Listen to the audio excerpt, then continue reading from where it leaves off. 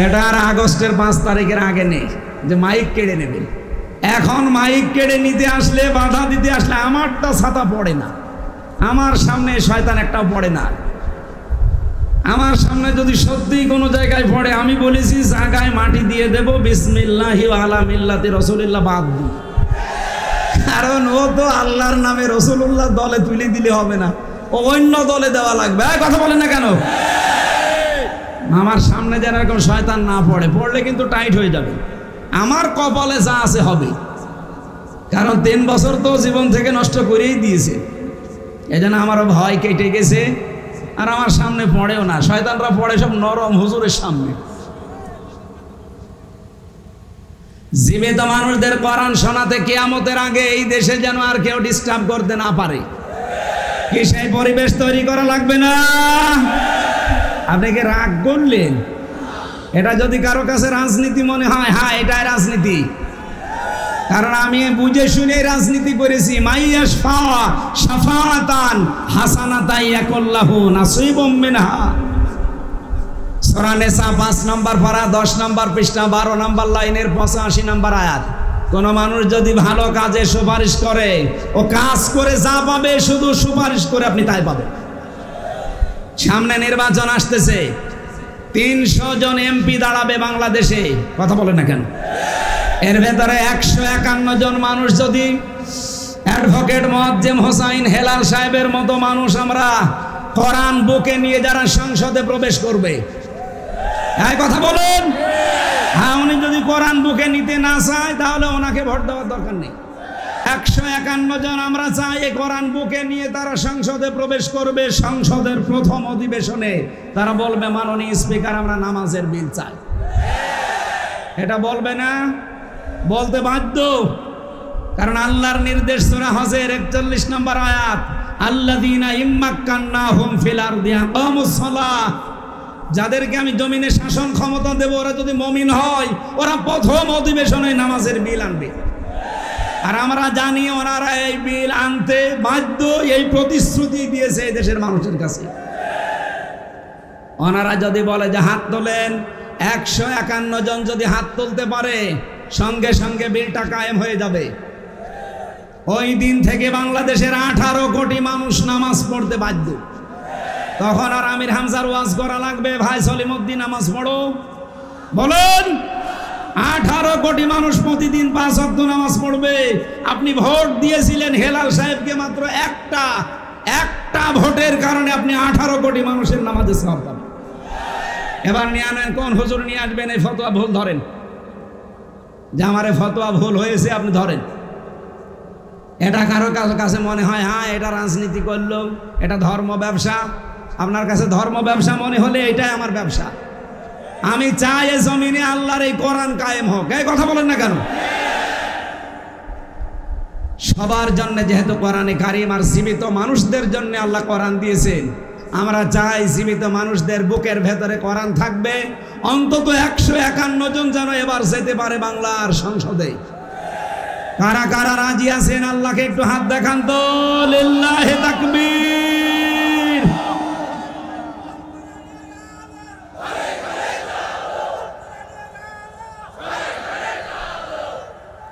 আলহামদুলিল্লাহ। ভাই,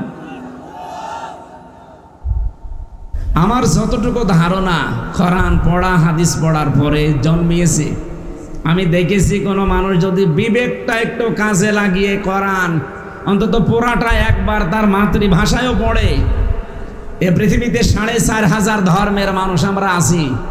কোন ধর্মে মানুষ এখন আর থাকার কথা না, সব দৌড়িয়ে ইসলামে আসার কথা। সেদিন যশোর এক অধ্যাপক কলেজের বিসিএস ক্যাডার, ওনারে বলেছিলাম যে স্যার আপনার মুসলমান হওয়া লাগবে না, আপনি শুধু আমাদের ধর্মীয় গ্রন্থ কোরআন শরীফ একটু বুঝে পড়বেন, বাংলায় পড়েন ইংরেজিতে পড়েন, পুরাটা একবার বুঝে বুঝে পড়বেন। 3 মাস পরে দেখি আল্লাহরে বান্দা মুসলমান হয়ে গেছে। কারণ কোরআন হেদায়েত দিতে পারে, সেই ক্ষমতা আল্লাহ কোরআনকে দিয়েছে, নাকি দেয়নি? যালিকাল কিতাবু লা রাইবা ফি। এই যে কিতাবের আগে আলিফ লাম আছে, তাফসিরে মুফাসসির বাইজাবিতে লিখেছেন এই পৃথিবীতে একটাই মাত্র কিতাব আল্লাহ পাঠিয়েছেন যে কিতাব মানুষকে হেদায়েত দেওয়ার ক্ষমতা রাখে। এই জন্য আলিফ লাম নাকি এখানে দেওয়া হয়েছে। তা আমরা বিশ্বাস করি কোরআনের সে ক্ষমতা ১৫০০ বছর আগে ছিল, এখন আর নেই নাকি? বলেন বলেন, কিয়ামত পর্যন্ত থাকবে। এমনকি আয়াতের ব্যাখ্যায় আমি একটা হাদিস পেয়েছি। এই এদিকে তাকান, এখানে কথা বলা যাবে না ভাই, খুব গুরুত্বপূর্ণ বিষয়। এখন একটা ডেলিভারি দেব ভালো করে, আমার ওয়াজ এইটাই। এটা যদি আমার মনে হয় আপনি মেনে নিতে পারেন, এই মাহফিল সাকসেস। তিরমিজি শরীফের হাদিস বলছে, এবার বিশ্বনবী জানিয়েছেন, হযরতে আবি যার রাদিয়াল্লাহু তাআলা আনহু থেকে বর্ণিত, মান ইত্তাবাআল হুদা বিগাইরিল কুরআন আদাল্লাহুল্লাহ। কেউ যদি কোরআন বাদ দিয়ে পৃথিবীর কোন জায়গায় হেদায়েত পাওয়ার জন্য ছুটে যায়, ওর মন যতই ভালো থাকুক, ওর ইচ্ছা শক্তি যতই ভালো থাকুক, কোরআন সেখানে নেই। এই জন্য আল্লাহ নিজে দায়িত্ব নিয়ে তাকে আরো গোমরা বানিয়ে দেয়। কিছু বুঝলেন আপনি? না বুঝেন।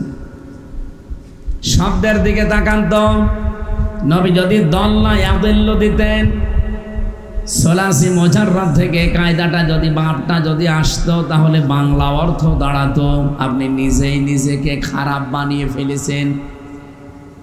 কিন্তু আদাল্লা ইয়াদিল্ল বাবে ইফআল থেকে যদি এই শব্দটা আসে, এই ৪৩টা বাব আমি মুখস্থ করে ঠুসুস্থ করে ফেলেছিলাম একেবারে। আমি দেখেছি এই বাবের খাসিয়াত ৯টা দেওয়া আছে। তার প্রথম নাম্বারের অভ্যাস, খাসলত, খাসিয়াত যাই বলেন, এর প্রথম খাসিয়াত হচ্ছে আদাল্লা ইয়াদিল্ল বাবে ইফআল থেকে আসার কারণে বাংলা অর্থ দাঁড়িয়েছে। আপনি হয়তো কোনো জায়গায় ভালো হওয়ার নিয়তে গিয়েছিলেন, কিন্তু কোরআন সেখানে ছিল না। এই জন্য আল্লাহ নিজে দায়িত্ব নিয়ে আপনাকে আরো খারাপ বানিয়ে দেবে। বরিশালবাসী, শুধুমাত্র বরিশালের জন্য না, যারা শুনতে পাচ্ছে এখন তামাম পৃথিবীর বাংলা ভাষাভাষী মানুষের জন্য আমি এই হাদিসটা ডেলিভারি দিলাম। কোরআন যেখানে নেই, ওখানে ভালো হওয়ার নিয়তে গেলেও আপনাকে খারাপ বানাবে কে? আরো জোরে বলেন। এই দেশে এখন প্রায় ৪৮,০০০-এর উপরে দরবার আছে। যেই দরবারে কোরআন নেই, কোরআনের কর্মসূচি নেই, ওখানে যদি কেউ ভালো হওয়ার নিয়তেও যায়, তাকে খারাপ বানাবে কে? এটা যে বানিয়ে দিচ্ছে আল্লাহ, তার বাস্তব প্রমাণে দেশে নেই। বলেন বলেন। কুষ্টিয়ার লালনের মাজারের দিকে তাকান, এই দরবারে মানুষ যায় আপনাদের বরিশাল বিভাগ থেকে ভালো হওয়ার নিয়তে যায়। এমনকি বউ, ছেলে মেয়ে, বেটার বউ সব নিয়ে চলে যাচ্ছে।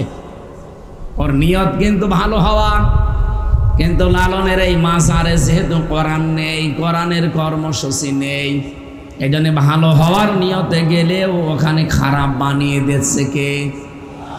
আগে দেখতাম বিড়ি সিগারেট খেত না, এখন ওখানে যাওয়ার পরে বিড়ি খাওয়া ধরেছে। ও কি ভালো হয়েছে না খারাপ হয়েছে? আগে গাঁজা কি চিনত না, এখন গাঁজা খায়। ও কি ভালো হয়েছে না খারাপ হয়েছে? ওকে খারাপ বানিয়েছে হামজা কে? বলেন বলেন। এটা যেমন সহজে বুঝে ফেললেন, যেখানে কোরআন নেই, ওই দরবার যদি আমার বাবাও কায়েম করে, ওই দরবারে আজকে থেকে আমি আর নেই। না, আপনাদের আওয়াজ ভালো না। হ্যাঁ, এটা মানা যাবে না। যে দরবারে কোরআন আছে, কোরআন প্রতিষ্ঠার কর্মসূচি আছে, সে যেই হোক ওই দরবারে যাবেন আপনি শিক্ষা নেওয়ার জন্যে, কোরআন প্রতিষ্ঠার জন্যে। কিন্তু যেখানে কোরআন চলে না, শুধু বাবার নিয়ম নীতি চলে, এরকম দরবার দেশে নেই। বলেন বলেন। তাও তো বরিশাল বিভাগটা যাক অনেক বেঁচে গেছেন। আপনি চট্টগ্রাম বিভাগে যান, ঘরে ঘরে পীর সাহেব, কোরআনের পীর নেই। আমি পুরা চট্টগ্রাম বিভাগ প্রায় জায়গায় আমার অনুষ্ঠানগুলো আমি করে দেখেছি। মরহুম মাওলানা আব্দুল জব্বার রহমতুল্লাহ আলাইহি যে বাইতুল শরফের পীর, এটা বাদ দিয়ে বরং চট্টগ্রাম বিভাগে আমার দৃষ্টিতে কোরআনের নিয়ম নীতি চলা দরবার আমি পাইনি। অধিকাংশ দরবারে শিরিক বেদাত আর কুফরির আস্তানা। কথা বলুন, নাম ধরেই বলছে যে মাইজ ভান্ডারি। মানুষ কিন্তু ভালো হওয়ার নিয়তে যায়, যে কি হয় এমন জিকিরের তাল তোলে, কোরআনেও নেই হাদিসেও নেই, শুধু বাবার জীবনীতে আছে। একবার 16 সালে গিয়ে আমি এক মুরব্বীকে দেখি লাফাচ্ছে, হাত চেপে ধরলাম, বললাম মুরব্বী লাফান। লাফাই মানে জিকিরে আছি, এত লাফিয়েও তো টেনশনে আছি জান্নাত পাবো কিনা। তুমি বসে বসে জান্নাত পেতে চাও? জান্নাত যদি পেতে চাও তা আমার সাথে লাফাও। আমারে বলছে লাফাও। ওর এই টেনশন দিল কে? বলছে আল্লাহ। আল্লাহ টেনশন দিয়েছে? ও টেনশন দিয়েছে ওর বাবা।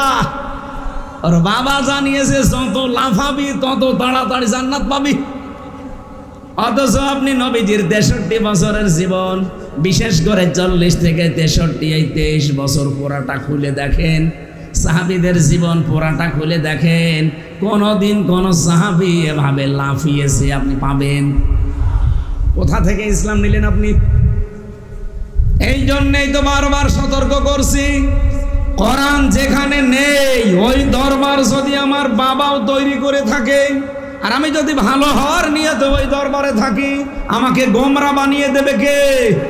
সুতরাং এরকম দরবারে আমি আজকে থেকে আরো জোরে আর একটু সামনে যাই, যাব? বলেন। এই বাংলাদেশে প্রায় 73টার উপরে এখন রাজনৈতিক দল আছে, জেনারেল আর ধর্মীয় মিলে। যেই রাজনৈতিক দলের কর্মসূচিতে কোরআন নেই, কোরআনের কর্মসূচি নেই, ওই দলের প্রতিষ্ঠাতা যদি আমার বাবাও হয়, ওই দলে আমি নেই। এটা এত জোরে বলার দরকার নেই, কারণ এটা আপনারা পারবেন না। এটা কারা কারা মানতে পারবেন দেখি? লিল্লাহি তাকবীর। দেখেন তো, হাত তোলেনি কে? দেখেন দেখেন, আলহামদুলিল্লাহ, ঠিক আছে, আর লাগবে না, হয়ে গেছে। ওয়াজ তো হয়ে গেছে, এবার মোনাজাত করে দিই। আর কি ওয়াজ করবো স্যার? ওয়াজ হয়ে যায়নি। যেই দলে কোরআন নেই, কোরআনের কর্মসূচি নেই, ও দলের যদি প্রতিষ্ঠাতা আমার বাবাও হয়, আমার স্বামীও হয়, আমি আর নেই। তাহলে এই দেশে আর কিছু থাকার কথা? 92% মুসলমান আমরা। আমার আশা আপনারা এই হাদিস মানবেন। আমি শুধু অ্যাডভার্টাইজ করলাম, ভাই আমার কোনো দোষ নেই। দোষ কার? আল্লাহর দোষ নাই, নবীজির দোষ। এখন আপনার বিবেকে কি বলে আপনি দেখেন। কোরআন যেখানে নেই, যদি ভালো হওয়ার নিয়ত থাকেন না, খারাপ বানাবে কে? যেন আমরা যাই, আপনি যেন খারাপ হয়ে না যান। কি কথা বলেন না কেন? যেহেতু কোরআনে কারীম সবার জন্য হেদায়েতের বাণী নিয়ে এসেছে, হাযা বায়ানুল লিন্নাস। এই যে লাম শব্দটা এখানে আছে, এই বক্তব্য, এই বর্ণনা লিন্নাস, মানুষের জন্য। কোন মানুষ? আমি আরবি গ্রামারে পড়েছিলাম, লাম ব্যবহার করা হয়, এটা হেদায়েতের নাহুতে পাবেন আপনি 13টা অর্থে লাম ব্যবহার করা হয়। বালাগাত মান্তেক যারা পড়ে, অনেক মাদ্রাসার শিক্ষক এখানে বসে আছেন, আপনি দেখবেন এখানে প্রায় 19টা অর্থে ব্যবহার করা হয় লাম। তার একটা অর্থ এসেছে, লাম ব্যবহার হবে জীবিত মানুষদের জন্যে। আল্লাহ পাক এখানে জানাতে চেয়েছেন, কোরআনের বক্তব্য, বিবৃতি, বায়ান এগুলো মরা মানুষের জন্য না, এগুলো জীবিত মানুষদের জন্যে। দুঃখজনক হলো সত্য, বিশেষ করে 15.5 বছরে জীবিত মানুষদেরকে কোরআন শোনানো বড় কঠিন হয়ে গিয়েছিল। নাকি বরিশালে হয়নি? হয়েছে। মানে কি, বরিশাল পার হয়ে সেই ভোলা, কোথায় সে চরফ্যাশন, মনপুরা, কুষ্টিয়া থেকে আমি পৌঁছিয়ে গেছি জীবিত মানুষদেরকে কোরআন শোনাবো। কিন্তু আল্লাহর ওলিরা আমারে তাড়িয়ে দিয়েছে যে না হবে না, বাধা দিয়ে সব বন্ধ করে আবার এই প্রায় 300 কিলোমিটার আমি আবার চলে গেলাম কুষ্টিয়া। বলেন তো যারা বাধা দিল ওদের বাবা মারা গেলে আমারে ডেকে বলবে হুজুর কোরআন পড়ে দেন। আপনার বাবা তো মরে গেছে, এখন পড়ে করবো কি? যতদিন জীবিত ছিল অতদিন পড়লে কাজ হতো। এক কথা বলেন না কেন? কোরআন শরীফ জীবিত মানুষদের জন্য না মরা মানুষের জন্য? যেহেতু আগস্টের 5 তারিখের পরে একটা পরিবেশ আল্লাহ তৈরি করে দিয়েছে, আগামীতে কিয়ামত পর্যন্ত জীবিত মানুষদেরকে কোরআন শোনাতে যদি কেউ বাধা দেয়, ডিস্টার্ব করে, মার্ক করে রাখবেন, পরে ওই জায়গায় মাটিতে দিয়ে দেবেন বিসমিল্লাহি ওয়া আলা মিল্লাতি রাসূলিল্লাহ বাদ দিয়ে। কয়েকদিন আগে সাতক্ষীরা একজন বাধা দিচ্ছিল, আমি তার পরের দিন ছিলাম, আমি বলেছিলাম যে এরকম বাধা সারা বাংলাদেশে দেবে। কিছু মানুষ উস্কানি দেয়, এই যে চাঁপাইনবাবগঞ্জের 2 মুফাসসিরে কোরআন আছে স্বামী স্ত্রী, হারুন সাহেব আর হারুন সাহেবের বউ, এরা ফতোয়া দেয় যে কোনো আলেম ওলামা, কোনো ইমাম মুয়াজ্জিন এরা যেন কোনো ব্যক্তির পক্ষে ভোট না চায়, এটা তাদের জন্য জায়েজ নেই। জায়েজ না জায়েজ আপনার কাছ থেকে ফতোয়া নেওয়া লাগবে। আপনি কি মুফতি? আমার নামের আগে মুফতি লিখা আছে, আমি ফেকা নিয়ে কামেল পাস করেছি। অন্তত আমি যদি ফতোয়া দিতাম তো মেনে নেওয়া যেত, কারণ এই সার্টিফিকেট সরকারি সার্টিফিকেট। আর আপনার কি সার্টিফিকেট আছে? কি দিয়ে ফতোয়া দিলেন? যে আপনি ভোট চাইতে, রায় চাইতে মানা করলেন, মানে আপনি মানা করলেন আর দেশের আলেমরা শুনে বসে থাকবে না? আপনি কাকে মানা করেছেন জানি না, আমারে মানা করেন তো আসেন। 56,000 বর্গ মাইলের প্রতি ইঞ্চিতে যারা একামতে দিন প্রতিষ্ঠা করতে চায়, এদেশে আল্লাহর জমিনে আল্লাহর আইন প্রতিষ্ঠার জন্য যারা কাজ করে, আমি প্রত্যেকের জন্য ভোট চাবো, নাম ধরে যাব, বাধা দিতে আসেন তো দেখি আসেন। এটা আর আগস্টের 5 তারিখের আগে নেই যে মাইক কেড়ে নেবেন। এখন মাইক কেড়ে নিতে আসলে, বাধা দিতে আসলে আমারটা ছাতা পড়ে না, আমার সামনে শয়তান একটাও পড়ে না। আমার সামনে যদি সত্যি কোনো জায়গায় পড়ে, আমি বলেছি জায়গায় মাটি দিয়ে দেব বিসমিল্লাহি ওয়া আলা মিল্লাতি রাসূলিল্লাহ বাদ দিই। কারণ ও তো আল্লাহর নামে রাসূলুল্লাহ দলে তুলে দিলে হবে না, ও অন্য দলে দেওয়া লাগবে। কথা বলেন না কেন? আমার সামনে যেন এরকম শয়তান না পড়ে, পড়লে কিন্তু টাইট হয়ে যাবে। আমার কপালে যা আছে হবে, কারণ 3 বছর তো জীবন থেকে নষ্ট করেই দিয়েছে। এই জন্য আমারও ভয় কেটে গেছে, আর আমার সামনে পড়েও না। শয়তানরা পড়ে সব নরম হুজুরের সামনে। জীবিত মানুষদের কোরআন শোনাতে কিয়ামতের আগে এই দেশে যেন আর কেউ ডিস্টার্ব করতে না পারে, কি সেই পরিবেশ তৈরি করা লাগবে না?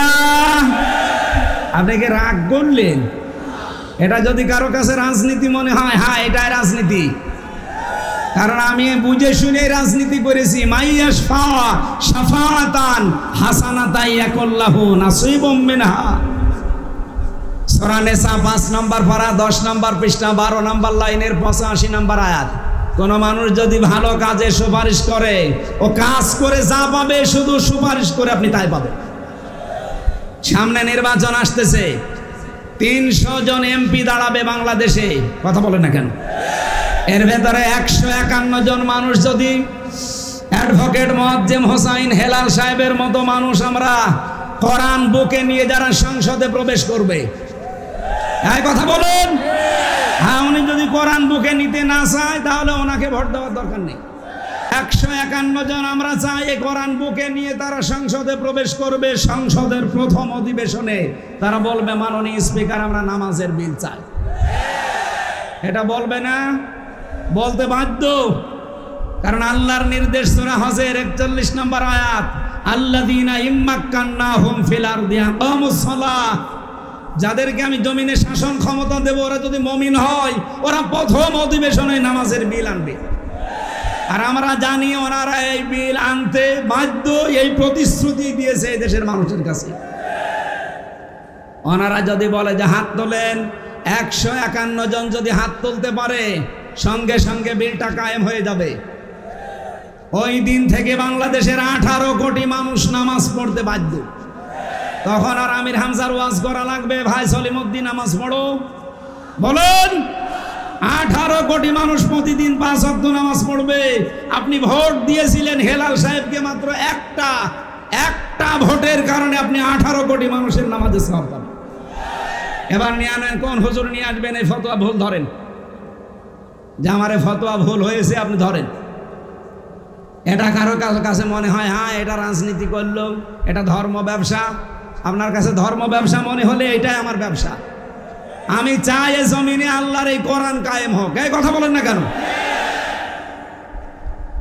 সবার জন্য যেহেতু কোরআনে কারিম আর জীবিত মানুষদের জন্য আল্লাহ কোরআন দিয়েছেন, আমরা চাই জীবিত মানুষদের বুকের ভেতরে কোরআন থাকবে। অন্তত 151 জন যেন এবার যেতে পারে বাংলার সংসদে। কারা কারা রাজি আছেন আল্লাহকে একটু হাত দেখান তো। লিল্লাহি তাকবীর।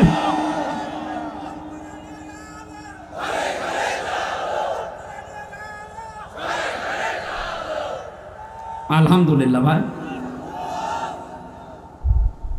কিছু মানুষের যদি মন খারাপ হয় তো মোনাজাতের পরে আমার সাথে একা একা বসেন, আপনাকে আমি একটা জিনিস দেব।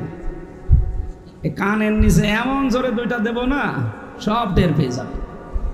অনেকে বলে যে হুজুর আমি কিছু বুঝি না। এত বাংলায় বলার পরেও যদি ও না বোঝে, আমার মনে হয় একটা রওশনের স্বাদ। এই কথা বলছে না কেন?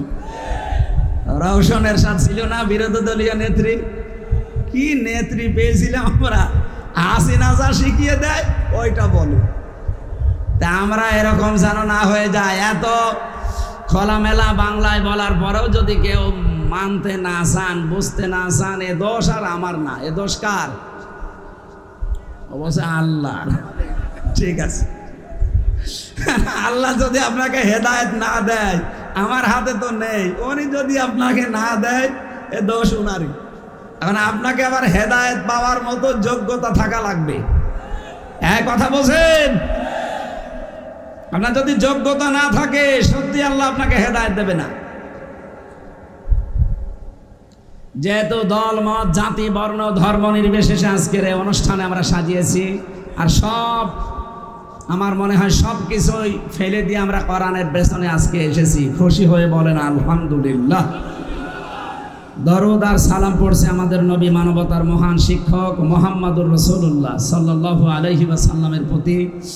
আল্লাহ রাব্বুল আলামিন তাকে মিশন এবং ভিশন দিয়ে পাঠিয়েছিলেন 3টা। কয়টা বলেন? বলেন। নবীজির প্রথম মিশনই এইটা ছিল, তার প্রথম ভিশনই এইটা ছিল, তাওহীদ প্রতিষ্ঠা। এখন তাওহীদ কিভাবে প্রতিষ্ঠা করবেন সেই ফর্মুলা আল্লাহ সূরা আলে ইমরানের 64 নম্বর আয়াতে দিয়েছেন। কুলিয়া আহলাল কিতাবি তাআলাউ ইলা কালিমাতিন সাওয়াইম বাইনানা ওয়া বাইনাকুম আল্লা না'বুদা ইল্লাল্লাহ ওয়া লা নুশরিকা বিহি শাইআও ওয়ালা ইয়াত্তাখিযা বা'দুনা বা'দান আরবাবাম মিন দুনিল্লাহ ফাইন তাওয়াল্লাউ ফাকুলু শাহাদু বিআন্না মুসলিমুন। বলেন আল্লাহু আকবার। কিভাবে তাওহীদ প্রতিষ্ঠা করবেন সেই ফর্মুলা আল্লাহ দিয়েছেন এখানে 3টা। হে নবী, আপনি আহলে কিতাব যারা কিতাবের অনুসারী দাবি করে তাদেরকে ডাক দেন।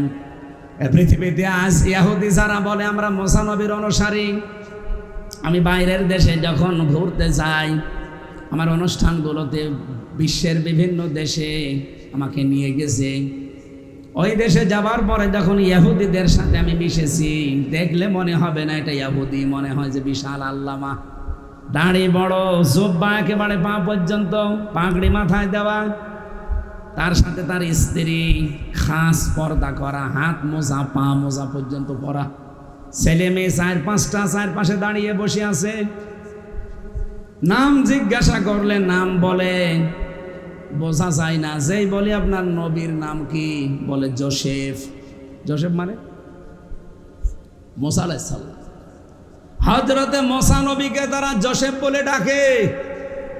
খ্রিস্টানদের সাথে মিশেছিলাম, সিঙ্গাপুরে যে জিজ্ঞাসা করলাম কি আপনার নাম কি, নাম বলার পরে প্রথমে বুঝি নাই, জিজ্ঞাসা করলাম আপনার নবীর নাম কি? বলছে যিশু। যিশু মানে ঈসা আলাইহিস সালাম। ওরা নবীদের নামও পাল্টিয়ে দিয়েছে। তাদের ধর্মীয় কিতাব যেটা তাওরাত, ইনজিল, জাব্বুর একটাও ঠিক রাখে নাই, প্রত্যেকটা তারা উলট পালট রদ বদল করে ফেলেছে। এই জন্যে আসল ইহুদি, আসল খ্রিস্টান এগুলো পৃথিবীতে এখন আর নেই। যা আছে এই নেতানিয়াহু, এগুলো ভেজাল। এ পৃথিবীর নিকৃষ্ট মানুষের তালিকা আপনি পাবেন, এখন সার্চ দেন গুগলে, 6 জন মানুষের নাম আসবে। এ পৃথিবীতে নিকৃষ্ট মানুষ যারা, তাদের 6 জনের ভেতরে প্রথম নাম্বারে হিটলার, খ্রিস্টান। কি ছিল বলেন বলেন। 2 নম্বরে নাম পাবেন এখন জীবিত আছে নেতানিয়াহু। 3 নম্বরে নাম পাবেন আমাদের প্রতিবেশী, নামে কলঙ্ক, এই মোদি। আল্লাহর ঘরগুলো একটা একটা করে ভেঙ্গে মিশিয়ে দিচ্ছে মাটির সাথে। এক কথা বলেন না কেন?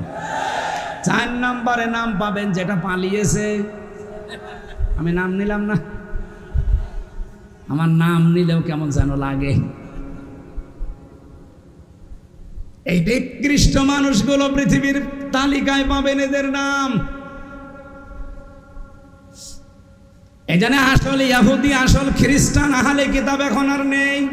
যদিও তারা সংসদে দাঁড়িয়ে কথা মানুষকে বোঝাতো যে আমার ছেলে বিয়ে করেছে খ্রিস্টান মেয়ে, তাতে কি, সে তো আহলে কিতাব। ভণ্ডামি করার জায়গা পান না। আহলে কিতাব দুনিয়ায় এখন আছে কোনটা? ওরা যদি মুসা নবীকেই মেনে চলবে, ওরা যদি ঈসা নবীকে মেনে চলবে, তাহলে মানবতার সাথে মহা কৌতুক ইসরাইল আর এই মুশরিকরা করতে পারতো না। কোরআনে কারীম জানিয়েছে, লা তাজিদান্না আশাদ্দান-নাসি আদাওয়াতাল লিল্লাযীনা আমানুল ইয়াহুদা ওয়াল্লাযীনা আশরাকু। এই পৃথিবীতে 2টা জাতি ইমানদারদের জঘন্যতম শত্রু হিসাবে কাজ করবে, একটা ইহুদি আর একটা মুশরিক। সব হিন্দু খারাপ না, কিন্তু যারা উগ্র, যারা জঙ্গি, যারা সন্ত্রাসী আর যারা দাঙ্গা বাঁধিয়ে দিয়েছে ভারতে মুসলমান আর অন্য জাতির ভেতরে, হিন্দু আর মুসলমানের ভেতরে যারা দাঙ্গা বাঁধিয়ে আজকেও দেখেন বেলা 12টার দিকে আমি দেখছিলাম 2টা মুসলমান দাড়িওয়ালা ধরে নিয়ে সরাসরি জবাই করছে। আপনি এদেরকে জঙ্গি বলেন না, আর জঙ্গি বলেন ফিলিস্তিনের মুসলমানদের। এ পৃথিবীতে সবচাইতে বড় জঙ্গি ইহুদিরা আর মুশরিকরা। বলেন, এরা আমাদের প্রকাশ্য শত্রু। শত্রুর সাথে শত্রুর মতো ব্যবহার করা লাগবে। কেউ যদি শত্রু চিনতে ভুল করে, আপনি যদি মনে করেন লা ইলাহা ইল্লাল্লাহু মুহাম্মাদুর রাসূলুল্লাহ, গোখরা সাপ আমি নিজে বাড়ির ভেতরে রাখবো, নিরাপদে থাকবেন। বলেন না কেন? আল্লাহ নিজে যখন শত্রু বলে আখ্যা দিলেন, সুতরাং এদেরকে শত্রু হিসাবে চিহ্নিত করে সামনে চলা লাগবে। আমি আবার বলছি, সব হিন্দু খারাপ না, সব খ্রিস্টান খারাপ না। এই পৃথিবীতে যারা উগ্র, এই মানুষগুলো মানবতার দুশমন। পৃথিবীর 810 কোটি মানুষ আমরা এখন আছি। আহ্বান জানাচ্ছি আজকের আলোচনা দিয়ে, কারণ বিশ্বের বিভিন্ন দেশে এখন মানুষ শুনতে পাচ্ছে বিভিন্ন ভাষায়। আমি তামিলনাড়ু গিয়ে দেখি তামিল ভাষায় আমার ওয়াজ চলছে। থাইল্যান্ডে গিয়েছিলাম, দেখি থাই ভাষায় আমার ওয়াজ চলছে। তার মানে বিশ্বের বিভিন্ন জায়গায় যে যেই ভাষা তারা রূপান্তর করে শোনে। সবাইকে আহ্বান জানাচ্ছি, প্রত্যেকটা জায়গা থেকে এই পৃথিবীর নিকৃষ্ট 2টা মানুষকে, মোদি আর নেতানিয়াহু, এই 2টাকে থামান। নাই মানবতা কিন্তু সামনে ভয়ঙ্কর বিপদে পড়বে। কথা বলেন, এদেরকে থামানো দরকার এক্ষুনি। হিন্দু ভাইদের বলবো, খ্রিস্টানদের বলবো, যে যেখানে আছেন এই 2টা মানবতার প্রকাশ্য শত্রু এরা, এদেরকে থামান। এরা নিজেদের স্বার্থে, ব্যক্তিগত স্বার্থে শয়তানের ধোঁকায় পড়ে এই পৃথিবীর মানুষকে আজ জ্বালিয়ে পুড়িয়ে ছারখার করে দিচ্ছে। আবার যদি এখন যুদ্ধ লেগে যায় তামাম দুনিয়াতে, কোনো উপকার তো নেই। যা ক্ষতি হয়ে যাবে 100 বছরে পৃথিবী সেই ক্ষতি তুলতে পারবে না। এই জন্য আহলে কিতাব সত্যিকার অর্থে যদি কেউ থেকে থাকেন, যেহেতু এই দেশে ওইরকম সেরকম কিছু নেই, আমাদের দেশে তাহলে এখন নবীর এই প্রথম ভিশন এবং মিশন যদি আমরা কায়েম করতে চাই, কি সেটা তাওহীদ প্রতিষ্ঠা। দল মত জাতি বর্ণ ধর্ম নির্বিশেষে সবাইকে আমরা ডাক দিয়ে আসেন। তিনটা বিষয় যদি আমাদের এক থাকে, সেখানে আমরা আর কোনো ফতোয়াবাজি, মতপার্থক্য, মতানৈক্য করব না। এক নম্বরে আল্লাহ না'বুদা ইল্লাল্লাহ, সিদ্ধান্ত নেওয়া লাগবে যে আল্লাহ ছাড়া এই দুনিয়ায় আর কারো ইবাদত হবে না। কথা বলেন না কেন? আজকে সুন্নি জামাতের যে অনুষ্ঠান ছিল গতকালকে, ওনারা যে ঘোষণা দিয়েছে, ওনারা কি কোনোদিন এই ঘোষণা দেয় যে আল্লাহ 5 জন? কথা বলেন না কেন? আমরা সবাই মিলে বলি আল্লাহর ইবাদত ছাড়া অন্য কারো ইবাদত আমরা করব না। আমিরে জামাত ডাক্তার শফিকুর রহমান হাফিজাহুল্লাহ ময়মনসিংহ জিয়ে গতকালকে আপনারা দেখেছেন স্টেজে কতগুলো বিভিন্ন রাজনৈতিক দলের আলেমদের হাত সব আকাশের দিকে তুলেছে, বলছে আমরা আল্লাহ এক, কোরআন এক, রাসূল এক, যাওয়া লাগবে এক কবরে, আমাদের আর কোনো মত পার্থক্য নেই, আমরা সব এক। আমরা তো তাওহীদ প্রতিষ্ঠার জন্য প্রথমে এইটাই চাই, যারা বলবে আল্লাহ ছাড়া কারো ইবাদত আমরা করি না, তারাই আমার ভাই। এক কথা বলেন না কেন? তারাই আমার দলের লোক। 2 নম্বরে ওয়ালা ইয়াত্তাখিযা বা'দুনা বা'দান আরবাবাম মিন দুনিল্লাহ, আমরা আল্লাহর সাথে কাউকে শিরিক করব না, অংশীদার করব না। এখন শিরিকটা কি এইটা জানা লাগবে। আর 3 নম্বরে আল্লাহ বাদে অন্য কাউকে আমরা অভিভাবক হিসাবে মানব না। এই যে এক জায়গায় আসা ঐক্য হওয়ার মূল নীতি কিন্তু এই 3টা। এই বাংলাদেশে যারা এই 3টার সাথে একমত, আমরা তাদের সাথে আছি না নেই? 2 নম্বর কি বললাম? ওয়ালা নুশরিকা বিহি শাইআ। হে নবী, আপনি তাদেরকে বলে দেন যে আমরা আজকে থেকে আল্লাহর সাথে কাউকে শিরিক, আরো জোরে বলেন, শিরিক কি এটা আপনাকে আগে ক্লিয়ার হওয়া লাগবে। শিরিক বিল জাত, শিরিক বিল সিফাত, শিরিক বিল ইখতিয়ারা, শিরিক বিল হুকুক, আমি 120 প্রকার পর্যন্ত তাফসিরের কিতাবে পেয়েছিলাম। আপনি এই তথ্যটা পাবেন তাফসিরে ফি জিলালিল কোরআন, সাইয়্যিদ কুতুব রহমাতুল্লাহ আলাইহি নুশরিকা বিহি শাইআর ব্যাখ্যায় তিনি দিয়েছেন 120 প্রকার। এখন একটা একটা করে যদি শিরিকি বলতে যাই, আয়াতই আমার শেষ হবে না। আমি একেবারে সামারাইজ করে এক বাক্যে জবাব দিচ্ছি। এদিকে তাকান, এই এদিকে তাকান। শিরিক কত প্রকার, কি কি, এটা আমার উদ্দেশ্য না বলা। এক কথায় আপনাকে আমি শিরিক বোঝাবো, লাইন আশরাকতা লা ইয়াহবাতান্না আমালুকা। কত বড় কঠিন কথা। লাইন আশরাকতা লা ইয়াহবাতান্না আমালুকা।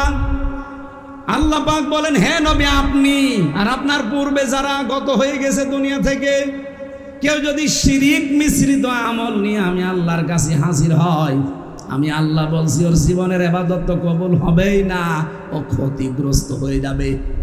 নবীকে যদি আল্লাহ বলতে পারে, আমরা তো 1 আর 2। কথা বলে না কেন? এই জন্য শিরিকটা ক্লিয়ার হওয়া লাগবে আজকের আলোচনায়। আমি এক কথায় জবাব দিতে চেয়েছি, এদিকে তাকান। আল্লাহ যেটা পারে ওটা অন্য কেউ পারে, এই বিশ্বাস করার নাম শিরিক। বুঝেছেন কিনা বলেন? আল্লাহ যেটা পারে ওটা অন্য কেউ পারে, এই বিশ্বাস করার নাম শিরিক। যারা করে তারা মুশরিক। মুশরিকের জন্য জান্নাত হারাম, জাহান্নাম ওয়াজিব।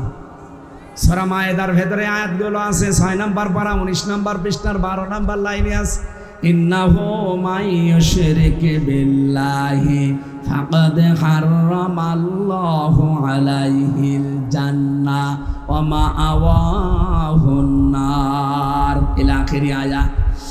আমার যে দলিল দেওয়া উদ্দেশ্য না, আমার উদ্দেশ্য হচ্ছে এই কথাটা ক্লিয়ার করা। এদিকে তাকান ভাই। আল্লাহ যেটা পারে ওইটা অন্য কেউ পারে।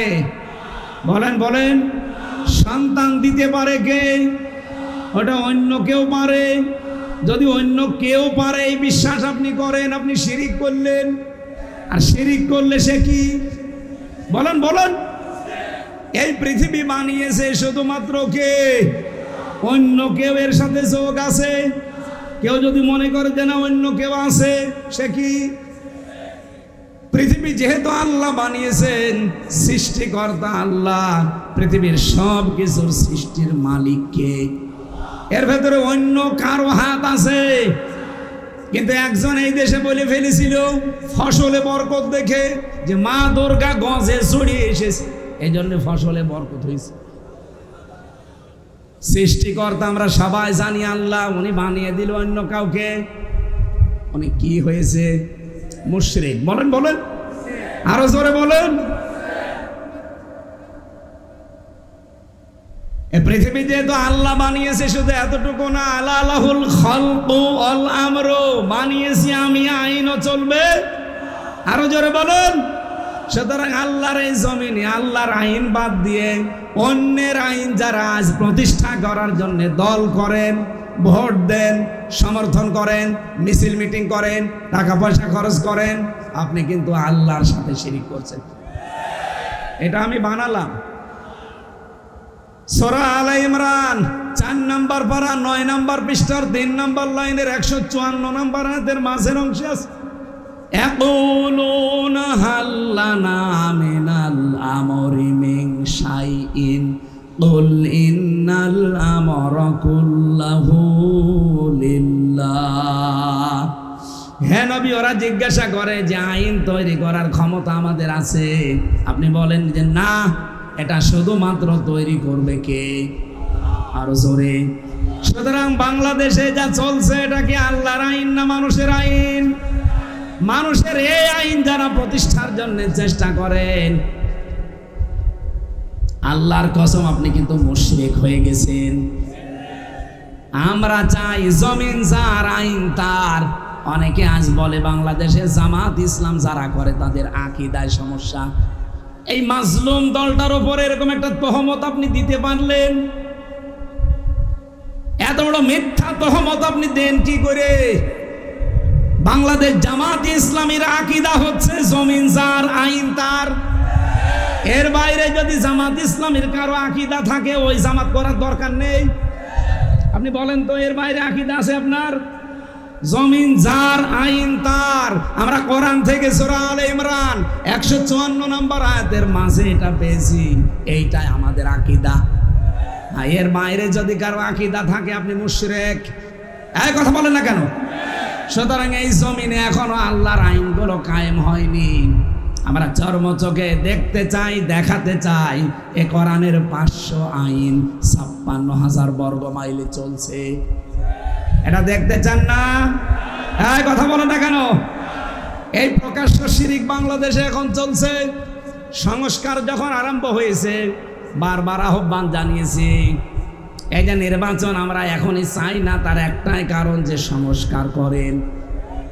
বাংলাদেশে 1628 জন মানুষ দায়িত্বে ছিল। এই 15.5 বছর অন্তত তারাই ঘুরিয়ে ফিরিয়ে হাসিনাকে বসিয়েছে বৈধ অবৈধভাবে। এই কথা বলেন না কেন?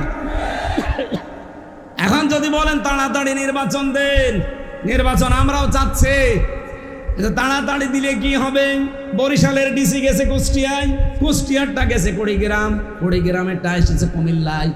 মাল তো একই আছে, শুধু চেয়ার পাল্টিয়েছে। জিনিস একই আছে না, খালি জায়গা পাল্টিয়েছে। এরাই তারা যারা এতদিন ওই জালেমা মহিলাকে টিকিয়ে রেখেছিল। এখন যদি ওই মানুষগুলোর কাছে দায়িত্ব দেন সংস্কার না করে, আজ আমরা যারা বলছি যে নির্বাচন চাই, কিন্তু সংস্কার করার পর এটা যদি না করেই তাড়াতাড়ি দিয়ে দেন, আল্লাহর কসম করে বলছি আবার দিনের ভোট রাতে হয়ে যাবে।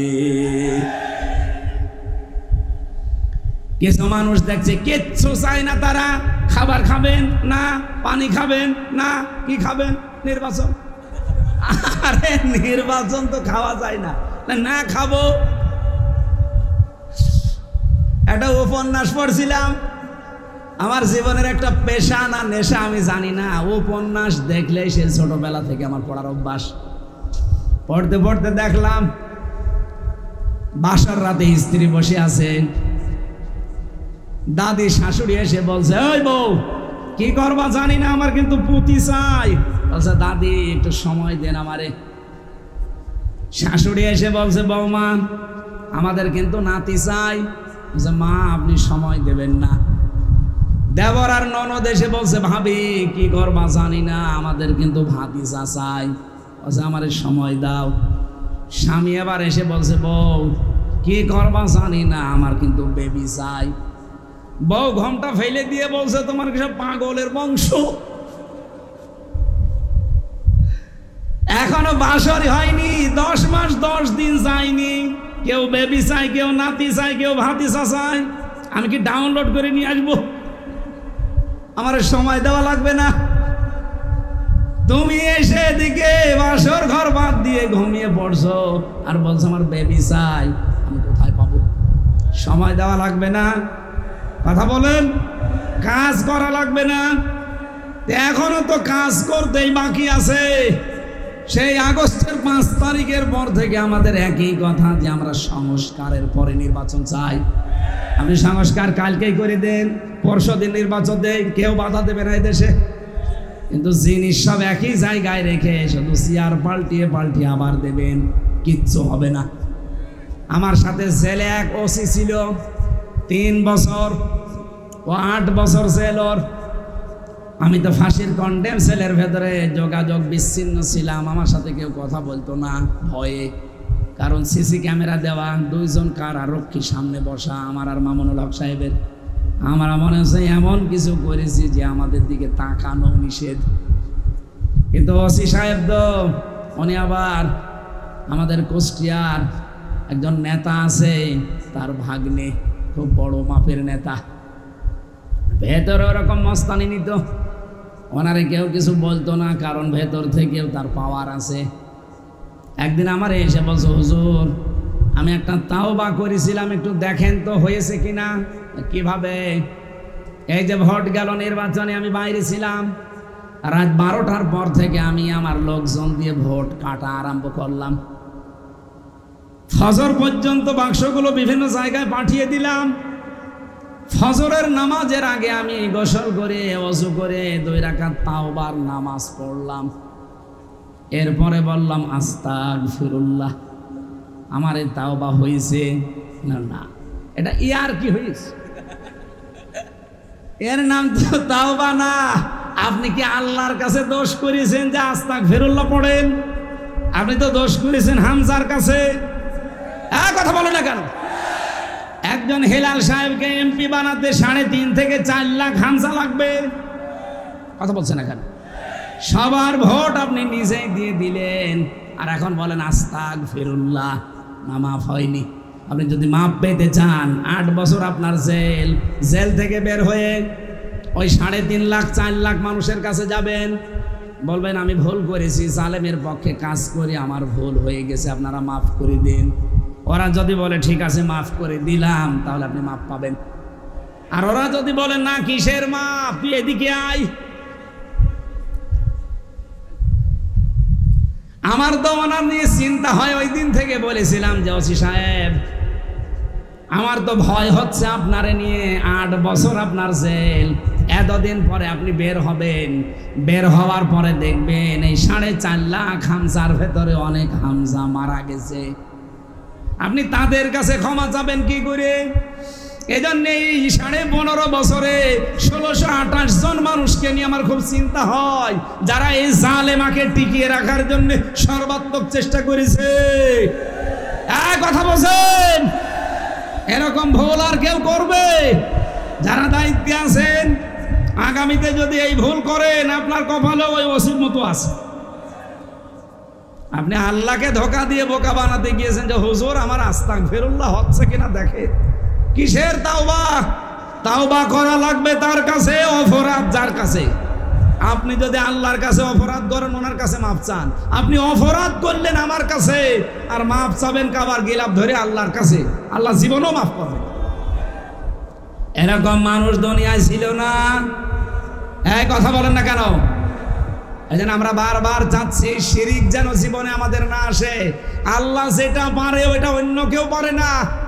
এই জমিন বানিয়েছে আল্লাহ, আইনও দিতে পারে কে?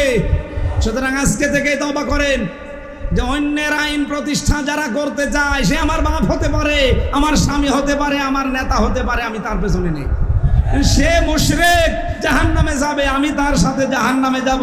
আমি কি পায়খানা খেয়েছি? সুতরাং আশা করছি আপনার বিবেকের দরজায় তালা লাগানো, তালা খুলবে আজকে। এরপরও যদি কারো পরিবর্তন না আসে, এই দোষ ওর কপালে। কথা বলেন না কেন? আল্লাহ বাদে আমরা কাউকে অভিভাবক মানি না। এই তিনটা হচ্ছে তাওহীদ প্রতিষ্ঠার মূল নীতি। 2 নম্বরে নবীজির ভিশন ছিল মানবাধিকার প্রতিষ্ঠা। আপনি সূরা আন-নিসার 58 নম্বর আয়াতে দেখবেন মানবাধিকার কি করে প্রতিষ্ঠা করতে হয়। ইন্নাল্লাহা ইয়া'মুরুকুম আন তু'আদ্দুল আমানাতি ইলা আহলিহা। অবশ্যই আল্লাহ তোমাদেরকে নির্দেশ দিচ্ছে তোমাদের যাবতীয় আমানত তার প্রাপকের কাছে পৌঁছিয়ে দাও। এখানে আমানাত বহুবচন, তাফসিরে মারিফাতুল কোরআন আমি নিজে পড়েছি। আমানত মানে তিনি লিখেছেন ভোট। সুবহানাল্লাহ বলতে পারেন নাই? সুতরাং ভোটকে যারা মনে করেন দুনিয়ার কাজ, এটা রাজনীতি, আপনি কোরআনও পড়েন নাই, কোরআন বোঝেনও নাই। আল্লাহর নির্দেশ তোমাদের সবাইকে তার যাবতীয় আমানত তার প্রাপকের কাছে পৌঁছিয়ে দেবা। আমানত মানে রায়, সমর্থন, সিদ্ধান্ত, ভোট। 9টা অর্থ লেখা আছে ওখানে। কেন ভোট দেবেন? ওয়াইদা হাকামতুম বাইনান নাস আন তাহকুমু বিল আদলি। যখন ন্যায় বিচার করবা মানুষের ভেতরে, ক্ষমতা না থাকলে ন্যায় বিচার করা যায়? বলেন বলেন। আল্লাহ আয়াত সাজানো দেখেছেন কি করে? ভোটের কথা বলার পরেই ন্যায় বিচারের কথা দিলেন। মানুষের অধিকার প্রতিষ্ঠার জন্যে অবশ্যই আপনার হাতে পাওয়ার লাগবে, নয়তো আপনি ন্যায় বিচার জীবনেও দেখাতে পারবেন না। আজ এই 15.5 বছরে যারা মিলে প্রায় 30 বার তুলেছে আমার পরিবার, কিন্তু জামিন দেয়নি। অথচ আগস্টের 5 তারিখের পরে মামলা শুধু তুলতে দেরি। জজ সাহেব বলছে এ কি বিচার করবো, এর ভেতর তো কোনো মাল নেই, যান। এ আর কোনো জামিন মামিন না, খারিজ করে দিলাম। আমি এ কথা বলতেও গেলাম, মাননীয় জজ সাহেব এইটা তো 3 বছর আপনার কাছে ছিল, তখন তো বলেন না যে এর ভেতরে মাল নেই, তখন আসলেই খালি তারিখ ঘুরিয়ে দিতেন। আর এখন বলছেন কোনো মাল নেই, জামিন না, খারিজ করে দিলাম। মানে উনি এই কথায় আমাকে জানিয়েছিল খাস কামরায় বসে, হুজুর আমার হাত বাঁধা ছিল, আমার হাত বাঁধা ছিল এতদিনের জন্য ন্যায় বিচার করতে পারি নাই, এখন আমার হাত খোলা আছে, আমি এই যে ন্যায় বিচার আজকে করলাম। আমি জানতাম সেই 20 সাল থেকে যে আপনার কোনো দোষ নেই, কিন্তু এই 3টা বছর আমারও বিবেক মানে নাই, কিন্তু আমার হাত বাঁধা।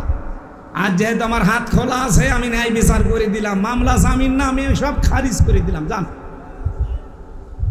আমরাও চাই শুধু এই জজ না, বাংলাদেশে যারাই যেখানে দায়িত্বে আছে, এই বন্দর থানার ওসি সহ প্রত্যেকটা মানুষের হাত আবু সাইদের মতো যেন খোলা থাকে।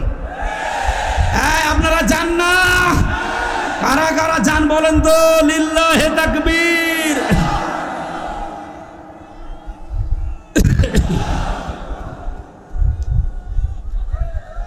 আলহামদুলিল্লাহ ভাই, আমরা চাই 1628 জন মানুষ এখন দায়িত্বে আছে, কারো হাত বাঁধা থাকবে না। ওই শুধু একজনের হাত খোলা ছিল, যেটা পালিয়েছে ওইটার, আর বাকি সবার হাত, এমনকি কাওয়া কাকুর হাতও বাঁধা ছিল। হ্যাঁ, কাওয়া শুধু আন্দাজে কাকা করতো, ওর ভেতরে কিচ্ছু ছিল না, ওর হাত বাঁধা। আর একটা ছিল চট্টগ্রামের হাসাও মাহমুদ, ওইটারও হাত বাঁধা, ওরে যা বলতো ববুজানও তাই করতো। এই বাংলাদেশে আমরা চাই সামনে যারা ক্ষমতায় আসবে, একজনের না, যারাই দায়িত্বে থাকবে সবার হাত থাকবে খোলা। আর আমি বহুবার কথা বলেছি, যারা দায়িত্বে আছেন প্রশাসনকে, বিশেষ করে প্রশাসনে যারা আছেন তাদের বিভাগটা আলাদা করে দিন।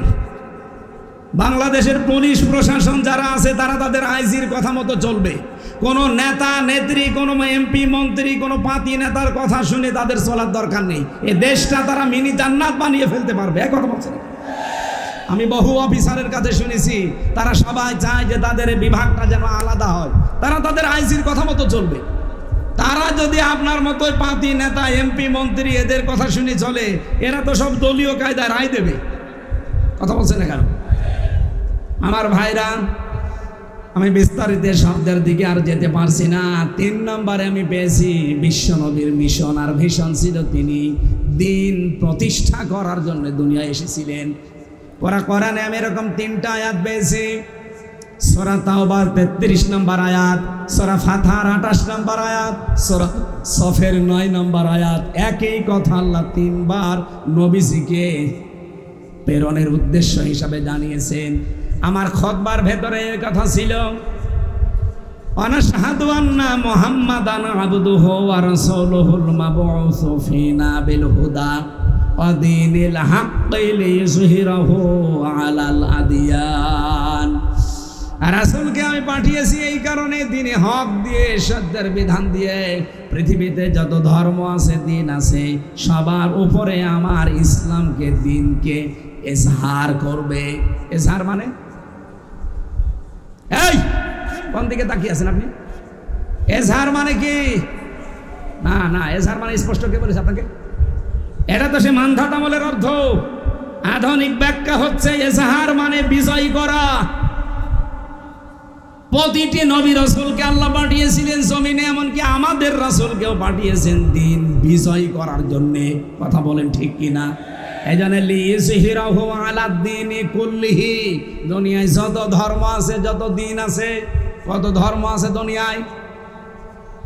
4500 সব ধর্মের উপরে ইসলামকে তিনি বিজয়ী করবে, এটা তার মিশন আর ভিশন ছিল। আল্লাহ পাক বলেন, মা তাদউহুম ইলাই, হে নবী এদিকে যদি মানুষকে ডাকেন, কাবরা আলাল মুশরিকিন, সবচাইতে বেশি মন খারাপ হবে মুশরিকদের। এই বাংলাদেশে দিন বিজয়ী করার কথা বললে মন খারাপ হবে কার? আপনি কি মুশরিক? হ্যাঁ, সবাইকে আল্লাহ দিন প্রতিষ্ঠার কাজে, দিন বিজয়ের কাজে আল্লাহ লাগাবে না। এদের পরে আল্লাহ দিয়েছেন, আল্লাহু ইয়াজতাবি ইলাইহি মাইয়াশা ওয়া ইয়াহদি ইলাইহি মাইয়ুনিব। আল্লাহ যাকে নির্বাচিত করেন, যাকে পছন্দ করেন, তাকেই দিন প্রতিষ্ঠার কাজে, দিন বিজয়ের কাজে লাগান, এবং যে লোকটা আল্লাহ অভিমুখী হয়।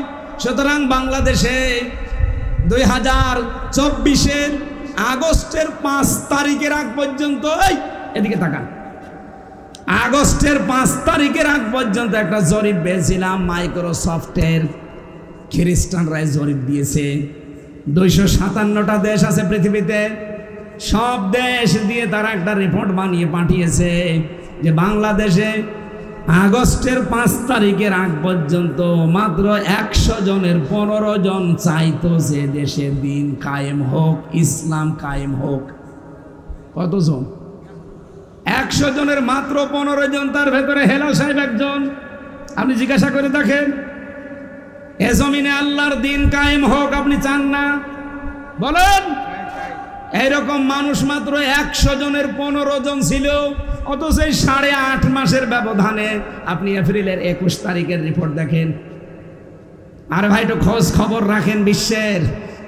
এপ্রিলের 21 তারিখের রিপোর্ট হচ্ছে বাংলাদেশে এখন 100 জনের 77 জন মানুষ চাচ্ছে আল্লাহর দিন, ইসলাম এই দেশে কায়েম হোক। কেউ বলতে পারছে, কেউ পারছে না। এই রিপোর্ট তো আমরা বানিয়ে বলি নাই, খ্রিস্টানদের দেওয়া। এই জন্যে অনেকরা আমার বামের মাথা খারাপ হয়ে গেছে। গোবিন্দ পরামানিকের মতো মানুষ বলছে দেশে ইসলাম কায়েম হোক, তাহলে আমরা নিরাপদে থাকতে পারবো। কথা বলেন না কেন? আমির জামাত ডক্টর শফিকুর রহমান এসেছিলেন বরিশালে, তার আগে দেখলাম আগে হিন্দু বক্তব্য দিচ্ছে। কি শোনেননি হিন্দুর কথা? গাইবান্ধায় এক হিন্দু, তার আগে একটা ঠাকুর পুরোহিত, সে বক্তব্য দিতে গিয়ে বলেছে দেশে যদি ইসলাম কায়েম হয়, জামাত ইসলামী বাংলাদেশ যদি রাষ্ট্রীয় ক্ষমতা পায়, এ দেশে আমরা মায়ের কোলে থাকবো। সুবহানাল্লাহ বলতে পারেন নাই? সবার আশা এখন, ভরসা এখন একটাই, জাহালাত দিন কুল্লিহি, যত দিন আছে সব দেখা শেষ। সামনে যদি ইসলামের বাংলাদেশ হয়, আমরা সবাই নিরাপত্তা পাবো। এই কথা বলেন না কেন? নিরাপত্তা দেওয়ার জন্য যে কয়েকটা নিয়ম নীতি মানতে হয়, তার ভেতরে এটা একটা। দিন যতদিন এই দেশে কায়েম না হবে, আমরা কেউ নিরাপদ না। এমনকি বহির শত্রু থেকেও নিরাপত্তায় থাকতে হলে আফগানিস্তানের মতো দিন কায়েম থাকা লাগবে। আল্লাহ আমাদেরকে ওই বোঝ যেন দান করেন, বলেন আমিন। আমি নবীজির 3টি মিশন আর ভিশনের কথা বললাম কোরআন দিয়ে। আল্লাহ আমাদেরকেও এইটা আমাদের প্র্যাকটিক্যাল লাইফে সেট করার তৌফিক দিন। তাওহীদ প্রতিষ্ঠা, মানবাধিকার প্রতিষ্ঠা, দিন প্রতিষ্ঠা, বলেন আমিন।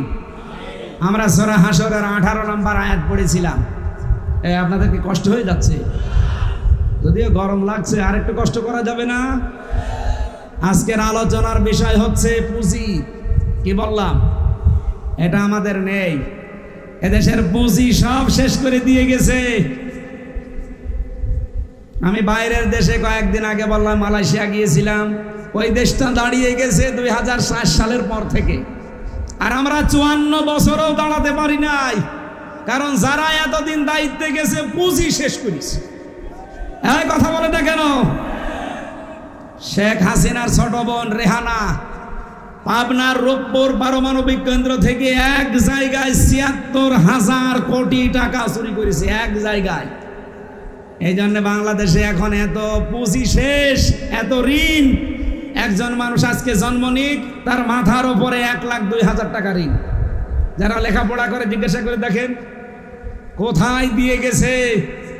আর এখনো পর্যন্ত অনেকে দেখি জালেমের সাফাই গায়, ওর দাঁত মুখ সব খুলে ফেলা দরকার শয়তান। আর ওখান থেকে উস্কানি দেয় যে আমি আশেপাশে আছি, চট করে ঢুকে পড়বো, আর এরা লাফায়। লাফাবে না গোপালগঞ্জের মতো, পেছনে কিন্তু লাল হয়ে যাবে। কথা বলেন না কেন? কিরকম লাল হয়েছিল দেখেছেন না? ওই সময় শুনতাম গোপালগঞ্জ থেকে ঢাকায় গেলে, বসে গেলে 300 টাকা, দাঁড়িয়ে গেলে 1000 টাকা। আমরা যেন এই পাগলামিকে উস্কানিতে পা দিয়ে না করি। পৃথিবীর ইতিহাস এইটাই, কেউ পালিয়ে গেলে আর ফিরে আসে না, এইটাই ফাইনাল। আপনি দেখেন পৃথিবীর ইতিহাসের দিকে, যে যেখান থেকে পালিয়েছে আজ পর্যন্ত কেউ ফিরে আসেনি। আপনি একটা ইতিহাসও দেখাতে পারবেন না। আমাদের এই আশপাশে যারা পালিয়ে গেল, বলেন কে ফিরে এসেছে? কেউ যখন আসেনি তখন ববু আসবে, আপনি কিসের আশা করেন আমি তো বুঝি না। আপনাকে কি পাগলা কুকুরে কামড় দিয়েছে? এখানে পুঁজি ঠিক করতে হবে আমাদের। পুঁজি এখানে 2 প্রকার। আল্লাহ রাব্বুল আলামিন আমাদেরকে ডাক দিয়ে ইয়া আইয়ুহাল্লাযীনা আমানু, তাফসীরুল কোরআন মাহফিল লিখেছে। তাফসীরের মূল নীতি, উসুলে তাফসীরের মূল নীতি আমি পেয়েছি 15টা। এখন 15টা যদি বলতে যাই আমার ভেতরে ঘেমে শোধ চলছে। এই সবগুলো বলা আমার মনে হয় এখন দরকারও নেই আর সম্ভাবনা। আমি মূল কথায় চলে যাচ্ছি। পুঁজি থেকে ইমানদারকে আল্লাহ এখানে ডাক দিয়েছে। কাকে? সুতরাং বেঈমান যদি এখানে কেউ থাকেন, আপনি চলে যান। আপনার জন্য আজকের এই আয়াত না, আপনার জন্য আলাদা আয়াত আছে। কোন বেঈমান আছেন? এই যে চলে যাচ্ছে, এগুলো কি? বসেন বসেন, ওই যে বসে পড়িস, বসেন। ইমানদারকে আল্লাহ ডাক দিয়েছেন। এবার শোনেন, আল্লাহ রাব্বুল আলামিন ইমানদারকে ডাক দিয়ে বললেন ইত্তাকুল্লাহ, আমি আল্লাহকে ভয় করো। কি এটা? সেই জন্মের পর থেকে শুনছি তাকওয়া তাকওয়া তাকওয়া। কি এটা আমরা অনেকেই জানি না। এদিকে আধুনিক ব্যাখ্যাটা শোনেন। তাকওয়া মানে শুধুমাত্র আল্লাহর ভয় না, তাকওয়া মানে যোগ্য। কি বললাম? আপনাকে যোগ্যতা অর্জন করা লাগবে। সূরা নূরের 55 নম্বর আয়াতে আয়াতের ব্যাখ্যা পাবেন। আল্লাহ বলেন ওয়া'দাল্লাহুল্লাযীনা আমানু মিনকুম ওয়া আমিলুস সালিহাত লা ইস্তাখলিফান্নাহুম ফিল আরদ কামা ইস্তাখলাফাল্লাযীনা মিন ক্বাবলিহিম। আমি আল্লাহ তোমাদের ভেতরে তাদের সাথে ওয়াদা করেছি যে আমি জমিনের শাসন ক্ষমতা দেব যারা 2টা কাজ করবে। 1 নম্বরে যারা ঈমান আনবে, 2 নম্বরে যারা আমলে সালেহ করবে। এই তাকওয়ার অর্থ আর সালেহ শব্দের অর্থ একই। তাকওয়ার অর্থ যোগ্য, সালেহ শব্দের অর্থ যোগ্য। সুতরাং ঈমান আনার পাশাপাশি আমাদেরকে যোগ্যতা অর্জন করা লাগবে। যে যে জায়গায় দায়িত্ব নেবেন ওই জায়গায় যোগ্যতা সম্পন্ন আপনাকে হওয়া লাগবে। আরে বাংলাদেশে এইটারই অভাব। এই কথা বলছে না কেন? এই অভাব পূরণ করার জন্য বাংলাদেশ জামাত ইসলামী, ইসলামী ছাত্র শিবির, ইসলামী ছাত্রী সংস্থা আল্লাহর কসমেরা মন থেকে এই কাজগুলোই ডেলিভারি দিচ্ছে। আপনার সন্তানকে ছেলে হোক মেয়ে হোক, আপনার নিজেকে হোক, গড়ে তুলবে একেবারে নিজ থেকে যোগ্যতা সম্পন্ন করে। প্রতিদিন 9টা করে পয়েন্ট আপনাকে লেখা লাগবে। শুধু লিখে শেষ করে দেবেন না, 1 মাস পরে আপনার উপরে যারা আছে তাদের দেখানো লাগবে। আপনি নামাজ পড়েছেন একা একা না জামাতে, ওইটাও লেখা লাগবে, ওটা আবার দেখানো লাগবে, আবার সই করে নেওয়া লাগবে। এই কথা বলছে না কেন? যারা এগুলো জানে জিজ্ঞাসা করে দেখেন। আপনার ছেলেকেও ঠিক তাই, আপনার মেয়েকেও ঠিক তাই। এই 9টা বিষয় তারা প্রতিদিন আপনাকে আস্তে আস্তে 6 মাস যদি আপনি পূরণ করতে পারেন, আমি নিজে সাক্ষী দিচ্ছি, আল্লাহর কসম আপনাকে আল্লাহর যোগ্যতা সম্পন্ন করে গড়ে তুলবে। এজন্য আমরা চাই তাকওয়া মানে শুধু জুব্বা গায়ে দিয়ে, পাগড়ি মাথায় দিয়ে দুনিয়ার কোনো খেয়াল নেই না, আপনাকে যোগ্যতা সম্পন্ন হওয়া লাগবে। আপনি মেয়র হতে চান, মেয়র হওয়ার জন্য যে যোগ্যতাগুলো দরকার, বাইরের একটা মেহমান এসেছে মনে করে, বাইরের মেহমানের কাছে অর্থনীতি নিয়ে আপনাকে আলোচনা করা লাগবে। ইসলামী অর্থনীতির পাঠ কয়টা আপনার পেটে বম মারলে আপনি বলতে পারেন না। এখন যদি বলা হয় ইসলামী অর্থনীতির মূল যে পয়েন্টগুলো আছে বলেন দেখি আপনি, আল্লাহর কসম আমি জানি এদেশের বহু মানুষ জানেই না। ইসলামী ব্যাংকে যে নিয়ম নীতিগুলো চলে, এদিকে তাকান, মোশারাকা, মোদারাবা, মোরাবাহা, বায়ে সালাম, বায়ে ইস্তেসনা, বায়ে মুআজ্জাল, ওয়াহেদা, ইসলামী ব্যাংকের যারা আছে এরকম 28টা নিয়ম আমি পেয়েছি। আমি তার অর্থনীতির ছাত্র না, আমি পড়েছি। এই নিয়ম নীতিগুলো যদি ইসলামী ব্যাংক শুধু না, বাংলাদেশে সোনালী ব্যাংক আছে, লোপালী ব্যাংক আছে, অগ্রণী ব্যাংক আছে, চৈতালি ব্যাংক আছে, চৈতালি আছে, চৈতালি নেই, চৈতালি হয়ে যাবে। এইরকম যত ব্যাংক আছে সব ব্যাংকগুলো যদি ইসলামী ব্যাংকের আদলে চলতো, ইসলামী অর্থনীতি কায়েম হবে বাংলাদেশে তখন যখন যাকাত ভিত্তিক অর্থনীতি কায়েম করা হবে। আমার উদ্দেশ্য ছিল কি, আমি তাকওয়া অর্জন করতে চাই। শুধু জুব্বা আমার মতো গায়ে দিয়ে, পাগড়ি মাথায় দিয়ে, টুপি মাথায় দিয়ে, তসবিহ হাতে নিয়ে কিছু খেয়াল নেই না, এর নাম তাকওয়া না। তাকওয়ার প্রথম ব্যাখ্যা হচ্ছে যোগ্যতা সম্পন্ন হওয়া। 2 নম্বরে আল্লাহর নিষিদ্ধ কাজগুলো ঘৃণা করে ছেড়ে দেওয়ার নাম তাকওয়া। কথা বোঝা গেছে? এই যে বরিশালে যারা পরকীয়া প্রেম করেন, এটা নিষিদ্ধ কাজ না? যারা করেন আজকে থেকেই ঘৃণা করে ছেড়ে দেবেন। কারা কারা ছেড়ে দেবেন হাত তোলেন তো। এই দাদা, কার সাথে লাইন আছে আপনার? এদিকে আসেন, আসেন। মুখে দাড়ি নিয়ে আপনি লাইন করেন মানে না? আপনার হাত তোলা ঠিক হয়নি, আপনি হাত তুলতে গেলেন কেন? যারা পরকীয়া প্রেমে আছেন, নারী হোক আর পুরুষ হোক, আজ প্রতিদিন সারা বাংলাদেশে আমার মনে হয় 150 থেকে 200 2-3টা ছেলে মেয়ে রেখে আল্লাহর রাস্তায় চলে যাচ্ছে না। এটা বন্ধ করা লাগবে। এটা মহামারী আকার ধারণ করেছে বাংলাদেশে। আল্লাহর নিষিদ্ধ কাজ না এটা। নিজের জায়েজ স্ত্রী বাদ দিয়ে অন্যের সাথে যারা লাইন করেন, 3টা ক্ষতি হবে আপনার। অনেকে প্রতিবেশীর স্ত্রীর সাথে লাইন লাগিয়েছে, অনেকে ভাবির সাথে কাজ চালাচ্ছে। নাকি বরিশালে এসব চলে না? 1 নম্বরে আপনার চেহারার উজ্জ্বলতা আল্লাহ দিন দিন নষ্ট করে দেবে, যতই ফেয়ার অ্যান্ড লাভলি আর ফ্রেশ ওয়াশ দেন। 2 নম্বরে আপনি যখন মারা যাবেন তখন আপনার ঈমান নসিব হবে না, আপনি বেঈমান হয়ে মারা যাবেন। 3 নম্বরে কিয়ামতের দিন কোনো বিচার আপনার জন্য নেই। যারা পরকীয়া প্রেমে আসক্ত যদি এখনই তাওবা না করেন, বিনা বিচারে বিনা হিসাবে আপনি জাহান্নামে। এরপরও যদি কেউ এই নিষিদ্ধ কাজটা না ছাড়েন, খালি জুব্বা গায়ে দিয়ে নামাজ পড়লে আর কোরআন পড়লে তাকওয়া হবে? আল্লাহর নিষিদ্ধ যত কাজ আছে শুধু ছেড়ে দেওয়ার নাম হচ্ছে খৌফ, আর ঘৃণা করে ছেড়ে দেওয়ার নাম হচ্ছে তাকওয়া। আল্লাহ বলেন, ইমানদারেরা তাকওয়া অর্জন করো।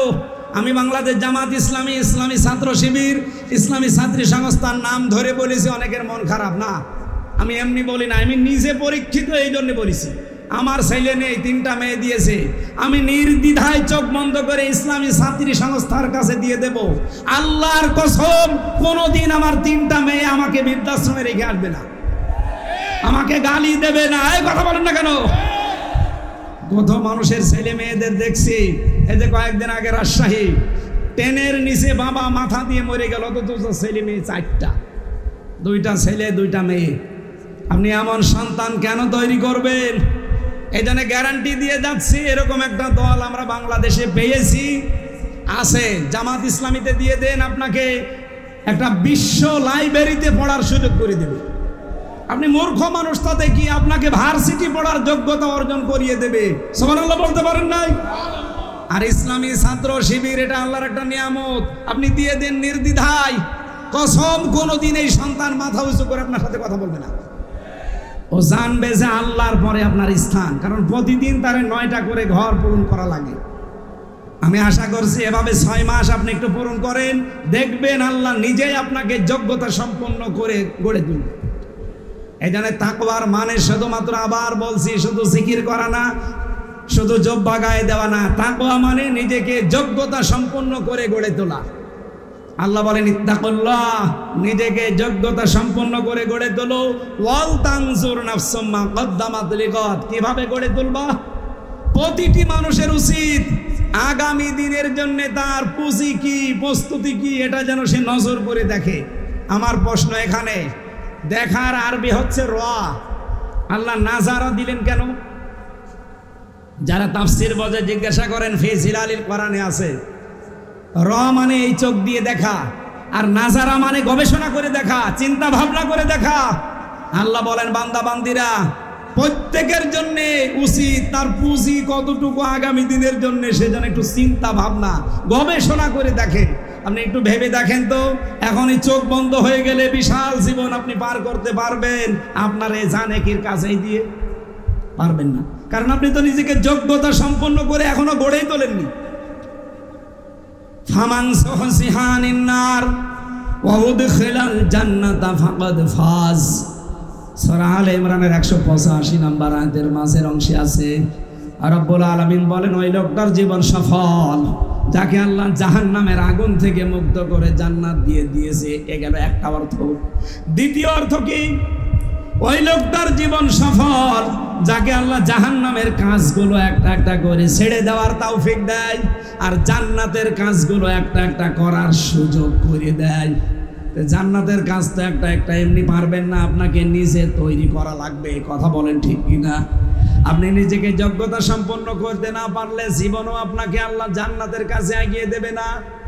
পৃথিবীর জমিনটা এর পরের আয়াতে আল্লাহ দিয়েছেন, আমাল হায়াতুদ দুনিয়া ইল্লা মাতাউল গুরুর। হে পৃথিবীর মানুষ, দুনিয়ার জীবন কিন্তু ধোঁকা।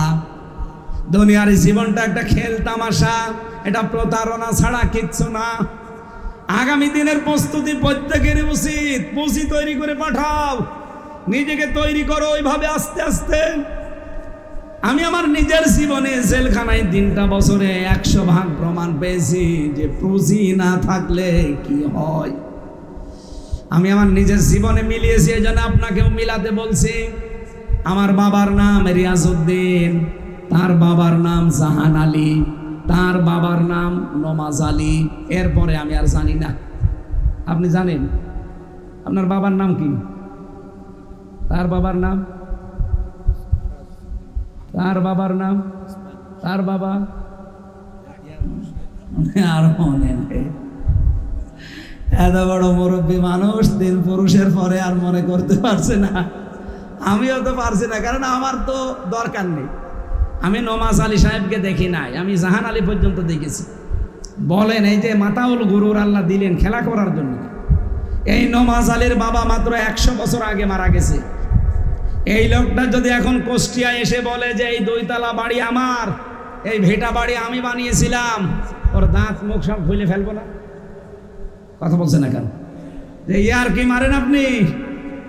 কিসের নমাজ আলীর বাপ আপনি? আমি তো নমাজ আলীকে চিনি না। আল্লাহ বলেন, দুনিয়ার জীবন এইটা, আগে পুঁজি তৈরি করো। এজন্য ওয়াল তানজুর দিয়েছেন। নজর করো, গবেষণা করো, চিন্তা ভাবনা করো।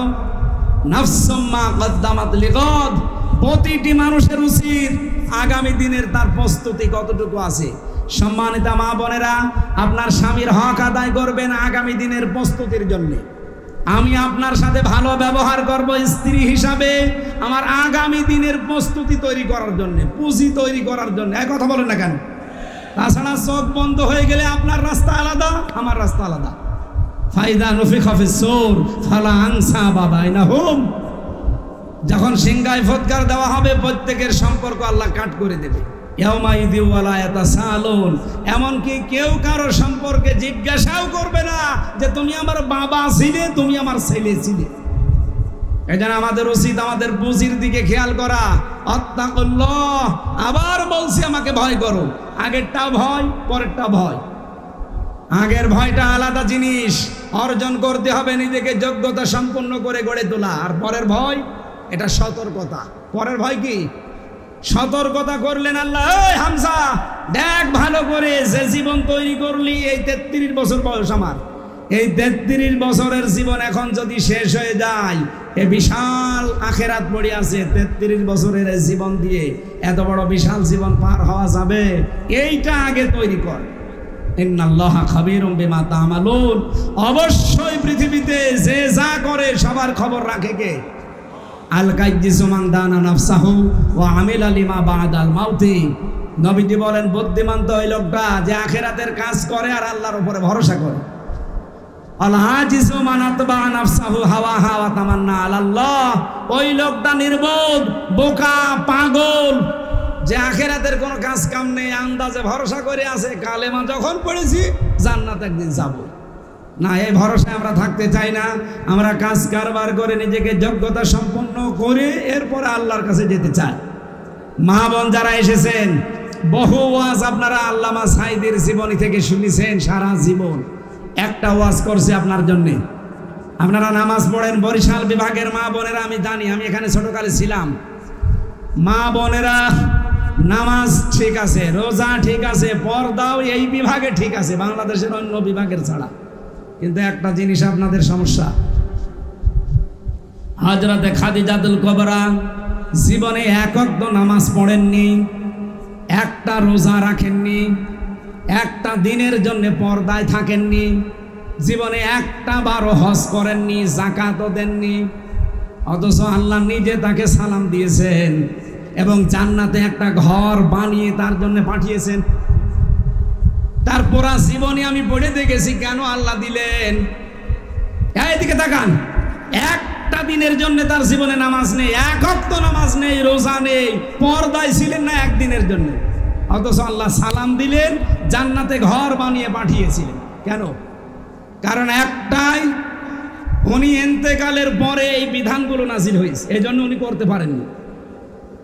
ওনার জীবনী পুরাটা পড়ে সামারাইজ আমি এইটাই পেয়েছি, কোনো দিন 15 বছরের স্বামীর সংসারে একটা দিনের জন্যই স্বামীর মনে দুঃখ দেননি, এই জন্য আল্লাহ তাকে সালাম পাঠিয়েছে। এখানে যারা স্বামী আছেন, কোরআন শরীফ হাত দিয়ে বলতে পারবেন যে জীবনে কোনো দিন, সাংসারিক জীবনে বউ একটা দিনের জন্য আমার মনে দুঃখ দেয়নি? এরকম স্বামী থাকলে হাত তোলেন তো।